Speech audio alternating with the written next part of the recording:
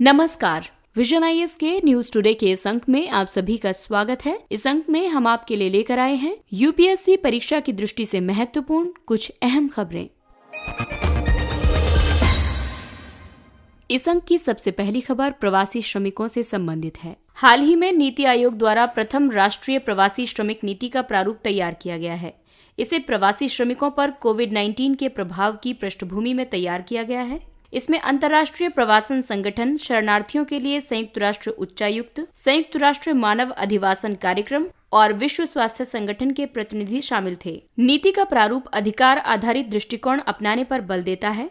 ये प्रवासी श्रमिकों को खाद्य पदार्थ आदि आवश्यक वस्तुओं के वितरण और नगद अंतरण की बजाय उनकी क्षमता के निर्माण पर केंद्रित है। एक मानवाधिकार आधारित दृष्टिकोण लोगों को उनके अधिकारों के बारे में जानने और उनकी मांग करने के लिए सशक्त बनाता है। इसके साथ ऐसे व्यक्तियों और संस्थानों की क्षमता और जवाबदेही बढ़ाने पर आधारित है जो अधिकारों के सम्मान, सुरक्षा और पूर्ति के लिए उत्तरदायी है। आइए अब प्रारूप के मुख्य प्रस्तावों में शामिल बिंदुओं को जानते हैं। प्रवासी श्रमिकों के कल्याण के लिए राजनीतिक नेतृत्व की जवाबदेही बढ़ाने के लिए संबंधित राज्यों में उनके मतदान को संभव बनाना है। प्रमुख प्रवास गलियारों जैसे उत्तर प्रदेश और मुंबई, बिहार और दिल्ली, पश्चिमी ओडिशा और आंध्र प्रदेश, राजस्थान और गुजरात, ओडिशा और गुजरात को शामिल करते हुए एक अंतर्राज्यीय प्रवास प्रबंधन निकाय की स्थापना करना है। शहरी केंद्रों में आपदा जोखिम न्यूनीकरण कार्यक्रम में प्रवासियों को शामिल करना है। राज्यों को अपने श्रम विभाग के अंतर्गत एक प्रवासी श्रमिक अनुभाग स्थापित करना चाहिए। इसके अलावा प्रस्तावों में ये भी शामिल है कि सामाजिक सुरक्षा कार्यक्रमों को राज्य की सीमाओं से परे भी वहनीय होना चाहिए। प्रारूप के अनुसार मनरेगा और राज्य ग्रामीण आजीविका मिशन जैसे कार्यक्रम प्रवासन रोकने में विफल रहे हैं। यदि प्रवासन की बात करें तो प्रवासन अपने मूल निवास स्थान से दूर लोगों का आना जाना है। ये आंतरिक या अंतर्राष्ट्रीय सीमाओं के पार होता है। वर्ष 2011 की जनगणना के अनुसार भारत में 45.6 करोड़ प्रवासी थे, जो जनसंख्या का 38% भाग था। वर्ष 2011 में कुल प्रवासन का 99% भाग आंतरिक प्रवासन से संबंधित था और इसमें अंतर्राष्ट्रीय प्रवासियों का हिस्सा मात्र 1% था। अंतर्राज्यिक प्रवासी कर्मकार नियोजन का विनियमन और सेवा शर्त अधिनियम 1979 के अंतर्गत अंतर्राज्यीय प्रवासियों को नियोजित करने वाले सभी प्रतिष्ठानों का पंजीकृत होना अनिवार्य किया गया है। साथ ही उन सभी ठेकेदारों के लिए भी लाइसेंस आवश्यक किया गया है जो इन श्रमिकों को भर्ती करते हैं। हाल ही में श्रम मंत्रालय ने अनौपचारिक अर्थव्यवस्था में कार्यरत श्रमिकों सहित प्रवासी श्रमिकों का डेटाबेस तैयार करने के लिए 4 अन्य सर्वेक्षणों के साथ साथ प्रवासी श्रमिकों पर भी अखिल भारतीय सर्वेक्षण आरंभ किया है। अगली खबर विनिर्माण क्षेत्र से संबंधित है। हाल ही में सरकार ने 2300 करोड़ रुपए मूल्य के 8 खिलौना विनिर्माण समूहों को स्वीकृति प्रदान की है। सरकार ने मध्य प्रदेश में 3, राजस्थान में 2, कर्नाटक, उत्तर प्रदेश और तमिलनाडु में एक खिलौना विनिर्माण समूहों को स्वीकृति प्रदान की है। ये समूह काष्ठ, लाख, ताड़पत्र, बांस और वस्त्र से बने खिलौनों का निर्माण करेंगे। इन समूहों को परंपरागत उद्योगों के पुनरुद्धार के लिए निधि योजना जैसी मौजूदा योजनाओं के अंतर्गत विकसित किया जाना है। स्फूर्ति के अंतर्गत कर्नाटक और आंध्र प्रदेश में वर्तमान में 2 खिलौना क्लस्टर स्थापित किए जा रहे हैं।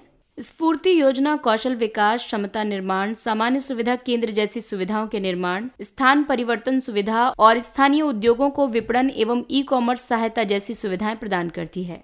आइए अब स्थानीय खिलौना उद्योग को बढ़ावा देने की आवश्यकता पर विचार करते हैं। भारत ने वर्ष 2020 में लगभग $1.5 बिलियन के खिलौनों का आयात किया था। आपको बता दें कि भारत के घरेलू खिलौना बाजार में चीन और ताइवान की हिस्सेदारी लगभग 90% है। भारतीय गुणवत्ता परिषद द्वारा किए गए अध्ययन के अनुसार 67% आयातित खिलौने का एक परीक्षण सर्वेक्षण में विफल रहे हैं। इस प्रकार इसने स्थानीय स्तर पर सुरक्षित खिलौनों के उत्पादन के लिए एक त्वरित प्रयास को प्रेरित किया है। वर्तमान में भारत का खिलौना उद्योग मुख्यतः असंगठित है, जिसमें लगभग 4000 सूक्ष्म, लघु और मध्यम उद्यम शामिल हैं। खिलौना बाजार वोकल फॉर लोकल के माध्यम से व्यापक परिवर्तन ला सकता है। इससे एक भारत श्रेष्ठ भारत की भावना को प्रोत्साहित करने में सहायता प्राप्त होगी।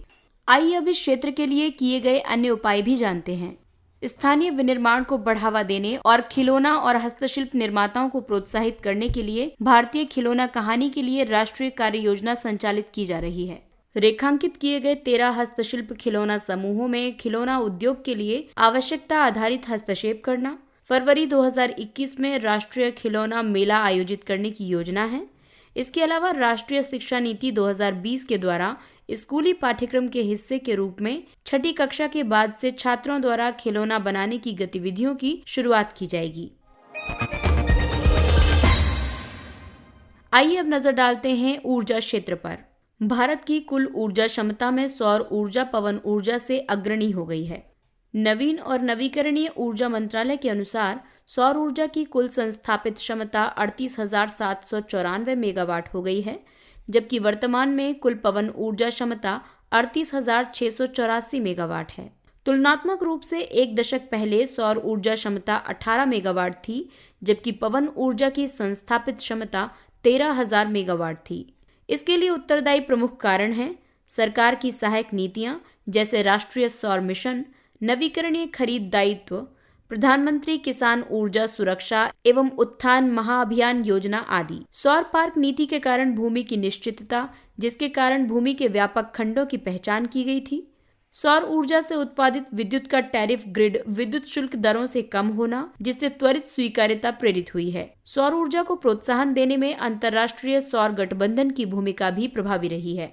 अंतर्राष्ट्रीय सौर गठबंधन ऐसी स्थितियों के निर्माण में सहायता करता है जो सौर अनुप्रयोगों का वित्त पोषण, विकास और बृहद पैमाने पर अभिनियोजन को साकार करेगी। भारत का वर्ष 2022 तक 175 गीगावाट नवीकरणीय ऊर्जा उत्पादन का लक्ष्य है। इसमें 100 गीगावाट ऊर्जा उत्पादन सौर ऊर्जा के माध्यम से किया जाना है। हालांकि सौर सेल और मॉड्यूल के लिए चीन पर निर्भरता एक प्रमुख चिंता का विषय है, क्योंकि इन उपकरणों का 80% हिस्सा चीन से आयात होता है। हाल ही में सरकार ने सौर फोटोवोल्टिक सेल के लिए उत्पादन से संबद्ध प्रोत्साहन योजना PLI योजना आरंभ की है। निजी विद्युत उत्पादक कंपनियों द्वारा विद्युत निर्यात पर छूट की मांग की जा रही है। निजी स्वामित्वाधीन विद्युत उत्पादन कंपनियों ने पड़ोसी देशों को विद्युत निर्यात करने के लिए केंद्र सरकार से प्रशुल्कों पर छूट और प्रोत्साहन प्रदान करने का अनुरोध किया है। वर्तमान में भारत 1200 मेगावाट विद्युत बांग्लादेश को, 450 मेगावाट नेपाल को और 3 मेगावाट विद्युत म्यांमार को निर्यात करता है और भूटान से लगभग 1200 मेगावाट विद्युत का आयात करता है। आइए अब आपको बताते हैं इस मांग का महत्व। भारत में 375 गीगावाट की विद्युत उत्पादन क्षमता है, जबकि अधिकतम मांग लगभग आधी यानी 184 गीगावाट है। इसकी वजह से अधिशेष विद्युत उत्पादन क्षमता बिना उपयोग के रह जाती है। इससे निजी विद्युत उत्पादन कंपनियों को विदेशी मुद्रा अर्जित करने का अवसर प्राप्त होगा, जिससे उनके नुकसान की प्रतिपूर्ति संभव हो सकेगी। उन पड़ोसी देशों को लागत प्रभावी और विश्वसनीय ऊर्जा प्रदान की जा सकेगी जो जल विद्युत या महंगे तरल ईंधन स्रोतों पर अत्यधिक निर्भर करते हैं। इस क्षेत्र में भारत की रणनीतिक स्थिति को मजबूत करने में सहायता प्राप्त होगी। इस तरह चीन के बढ़ते प्रभाव को प्रतिसंतुलित किया जा सकेगा। आइए अब जानते हैं क्षेत्रीय ऊर्जा सहयोग की दिशा में भारत के प्रयास। One sun one world one grid का प्रथम चरण मध्य पूर्व दक्षिण एशिया, दक्षिण पूर्व एशिया से संबंधित है। One sun one world one grid का उद्देश्य सौर ऊर्जा के पारेषण के लिए एक साझा ग्रिड के माध्यम से 140 देशों को जोड़ना है। वर्ष 2018 में विद्युत मंत्रालय ने विद्युत के आयात या निर्यात के लिए दिशा निर्देश जारी किए थे। साथ ही सीमा पार से विद्युत व्यापार के लिए एक नीतिगत ढांचा भी प्रदान किया था। अगली खबर खाद्य एवं उपभोक्ता मामलों से। उपभोक्ता मामले, खाद्य और सार्वजनिक वितरण मंत्री द्वारा एक राष्ट्र एक मानक का विचार प्रस्तुत किया गया है। इस विचार का उद्देश्य ये सुनिश्चित करना है कि गुणवत्तापूर्ण उत्पाद और सेवाएं सभी उपभोक्ताओं के लिए उपलब्ध कराई जा सकें। साथ ही भारतीय मानकों के अनुरूप आयातित उत्पाद भी उपलब्ध कराए जा सकें। मानक एक ऐसा दस्तावेज होता है जो बार बार आने वाली समस्याओं के लिए सर्वसम्मत समाधान प्रदान करता है। कुछ विनिर्देश प्रक्रियाएं और दिशा निर्देश ये सुनिश्चित कर सकते हैं कि उत्पाद, सेवाएं और तंत्र सुरक्षित, सुसंगत और विश्वसनीय हैं। वर्तमान में भारतीय मानक ब्यूरो एकमात्र राष्ट्रीय निकाय है जो मानकों का निर्धारण करता है, किंतु विभिन्न संस्थान और सार्वजनिक उपक्रम भी अपने विशिष्ट प्रक्षेत्रों यानी डोमेन में मानक विकसित करते हैं। BIS उन उत्पादों को विनियमित नहीं करता है जो इसमें पंजीकृत नहीं है, भले ही वे उत्पाद अनिवार्य मानकों के अंतर्गत शामिल हैं। आइए अब आपको बताते हैं भारत में लागू कुछ मानक। सबसे पहले बात करते हैं ISI मानक की। इसे प्रमाणित करने वाली एजेंसी है भारतीय मानक ब्यूरो यानी BIS। ये कई उत्पादों जैसे विशेष रूप से इलेक्ट्रॉनिक उपकरणों के लिए अनिवार्य है, लेकिन अन्य निर्मित उत्पादों के मामलों में ये स्वैच्छिक है। कृषि विपणन एगमार्क, विपणन और निरीक्षण निदेशालय, इसे कृषि उपज श्रेणीकरण और चिन्हांकन अधिनियम 1937 जो कि 1986 में संशोधित किया गया, इसके द्वारा भारत में विधिक रूप से लागू किया गया है। इसके अंतर्गत विभिन्न वस्तुओं में दालें, अनाज, आवश्यक तेल, फल और सब्जियां आदि शामिल हैं। Fruit products order mark FPO, इसे प्रमाणित करने वाली एजेंसी खाद्य प्रसंस्करण उद्योग मंत्रालय है। ये भारत में बेचे जाने वाले सभी प्रसंस्कृत फल उत्पादों जैसे कि पैक किए गए फलों के पेय, फ्रूट जैम, क्रश और स्क्वैश, अचार आदि पर खाद्य सुरक्षा और मानक अधिनियम 2006 के अनुसरण में एक प्रमाणन चिन्ह है। ये गारंटी देता है कि उत्पाद एक स्वच्छ खाद्य सुरक्षा परिवेश में निर्मित किया गया था। इस प्रकार ये सुनिश्चित करता है कि उत्पाद उपभोग के लिए उपयुक्त है। BIS हॉलमार्क, इसे प्रमाणित करने वाली एजेंसी है भारतीय मानक ब्यूरो। ये भारत में स्वर्ण और चांदी के आभूषण जैसी कीमती धातुओं के विक्रय के लिए एक हॉलमार्किंग प्रणाली है जो धातु की शुद्धता को प्रमाणित करती है। ये सत्यापित करता है कि आभूषण BIS द्वारा निर्धारित मानकों के अनुरूप है। और अंतिम है भारतीय जैविक प्रमाणन यानी इंडियन ऑर्गेनिक सर्टिफिकेशन। इसको प्रमाणित करने वाली एजेंसी है कृषि और प्रसंस्कृत खाद्य उत्पाद निर्यात विकास प्राधिकरण APIDA। ये भारत में निर्मित जैविक कृषि से उत्पादित खाद्य उत्पादों के लिए एक प्रमाणीकरण चिन्ह है। ये प्रमाणित करता है कि एक जैविक खाद्य उत्पाद वर्ष 2000 में स्थापित जैविक उत्पादों के लिए राष्ट्रीय मानकों के अनुरूप है। आइए अब नजर डालते हैं कुछ संक्षिप्त किंतु महत्वपूर्ण खबरों पर। नीति आयोग की शासी परिषद की 6ठी बैठक आयोजित की गई। शासी परिषद में प्रधानमंत्री, सभी राज्यों के मुख्यमंत्री, विधान मंडलों वाले संघ राज्य क्षेत्रों के मुख्यमंत्री तथा अन्य संघ राज्य क्षेत्रों के उपराज्यपाल, पदेन सदस्य और विशेष आमंत्रित सदस्य शामिल होते हैं। गवर्निंग काउंसिल को विकास आधारित गतिविधियों को आकार प्रदान करने में राज्यों की सक्रिय भागीदारी से राष्ट्रीय विकास प्राथमिकताओं, प्रक्षेत्रों और रणनीतियों के प्रति एक साझा दृष्टिकोण विकसित करने का उत्तरदायित्व सौंपा गया है। गवर्निंग काउंसिल राष्ट्रीय विकास एजेंडा के कार्यान्वयन में तेजी लाने के लिए अंतर क्षेत्रीय, अंतर विभागीय और संघीय मुद्दों पर चर्चा करने के लिए एक मंच प्रदान करता है। प्रभावकारी विज्ञापन के लिए दिशा निर्देशों का प्रारूप। भारतीय विज्ञापन मानक परिषद ASCI यानी advertising standards council of India ने उपभोक्ताओं को डिजिटल प्लेटफॉर्म पर प्रचार सामग्री को सुगमता से पहचानने में सक्षम बनाने के लिए दिशा निर्देशों का प्रारूप जारी किया है। लेबलिंग की प्रकृति को विभिन्न डिजिटल मीडिया चैनलों जैसे ट्विटर, इंस्टाग्राम और यूट्यूब के लिए निर्दिष्ट किया है। प्रभावकारी विपणन यानी इन्फ्लुएंसर मार्केटिंग उद्योग जगत द्वारा लोकप्रिय सामाजिक मीडिया उपयोगकर्ताओं या ब्लॉगर्स के साथ साझेदारी करके अपने उत्पादों और सेवाओं का प्रचार करने के लिए प्रयुक्त एक रणनीति को संदर्भित करता है। ये प्रभावकारी विज्ञापन लोगों के विचार या मत और निर्णयों को प्रभावित कर सकते हैं। वर्तमान में इसके बाजार मूल्य अनुमानतः 75 मिलियन से 150 मिलियन डॉलर हैं। मासिनराम मेघालय भारत। मासिनराम 11,871 मिलीमीटर वार्षिक वर्षण के साथ विश्व का सर्वाधिक वर्षा प्राप्त करने वाला स्थल है। हालांकि एक अध्ययन के मुताबिक वर्ष 1973 से वर्ष 2019 के बीच इस स्थल के औसत वार्षिक वर्षण में कमी की प्रवृत्ति दिखाई दी है। वर्षण में कमी की इस प्रवृत्ति के लिए उत्तरदायी प्रमुख कारण हैं हिंद महासागर के तापमान में परिवर्तन और पूर्वोत्तर भारत में पिछले 2 दशकों में वनस्पति क्षेत्र में कमी। कांडला वन। कर्नाटक जैव विविधता बोर्ड KBB द्वारा कर्नाटक के उडुपी जिले के पंचगंगावली ज्वार नदमुख में स्थित कांडला वन को जैव विविधता हॉटस्पॉट के रूप में घोषित करने के लिए प्रस्ताव पारित किया जा रहा है।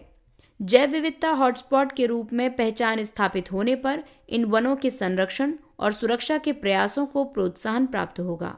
कांडला कर्नाटक तट के साथ जुड़ा हुआ सघन और ऊंची मैंग्रोव वनस्पति के विस्तारित भाग के लिए प्रयुक्त एक स्थानीय नाम है। जैव विविधता हॉटस्पॉट एक जैव भौगोलिक क्षेत्र होता है जो पादपों की स्थानिकता के असाधारण स्तर और पर्यावास की क्षति के गंभीर स्तर दोनों को संदर्भित करता है। आइंस्टीनियम। वैज्ञानिकों ने पीरियोडिक टेबल में आइंस्टीनियम के रूप में उल्लिखित तत्व क्रमांक 99 के कुछ गुणों को रेखांकित किया है। इस तत्व का ये नाम महान वैज्ञानिक और भौतिक शास्त्री आइंस्टीन के नाम पर रखा गया है। इसे वर्ष 1952 में प्रथम हाइड्रोजन बम के मलबे में खोजा गया था। निर्माण में कठिनाई इसके सभी समस्थानिकों की अर्ध आयु कम होने और इसकी रेडियोधर्मी प्रकृति के कारण वैज्ञानिक इस पर किसी भी प्रकार का प्रयोग करने में सक्षम नहीं थे। इसकी परमाणु संरचना का अध्ययन परमाणु ऊर्जा उत्पादन और रेडियो फार्मास्यूटिकल्स के लिए उपयोगी सिद्ध हो सकता है। अंतर्राष्ट्रीय मातृभाषा दिवस 21 फरवरी। अंतर्राष्ट्रीय मातृभाषा दिवस प्रतिवर्ष भाषाई एवं सांस्कृतिक विविधता और बहुभाषावाद को बढ़ावा देने के लिए मनाया जाता है। अंतर्राष्ट्रीय मातृभाषा दिवस को वर्ष 1999 में संयुक्त राष्ट्र शैक्षिक, वैज्ञानिक और सांस्कृतिक संगठन यूनेस्को द्वारा घोषित किया गया था और वर्ष 2000 से इसका आयोजन संपूर्ण विश्व में किया जाता है। आपको बता दें कि अंतर्राष्ट्रीय मातृभाषा दिवस को मनाने का विचार बांग्लादेश की पहल थी। इस वर्ष का थीम है शिक्षा और समाज में समावेशन के लिए बहुभाषावाद को प्रोत्साहन। इसने संयुक्त राष्ट्र के स्वदेशी भाषाओं के अंतर्राष्ट्रीय दशक वर्ष 2022 से वर्ष 2032 में भी योगदान किया है। इसके साथ ही ये अंक समाप्त होता है। अगले अंक में फिर मुलाकात होगी कुछ अन्य महत्वपूर्ण खबरों के साथ। तब तक अपना ख्याल रखिए, सुरक्षित दूरी बनाए रखिए, मास्क पहनिए। नमस्कार।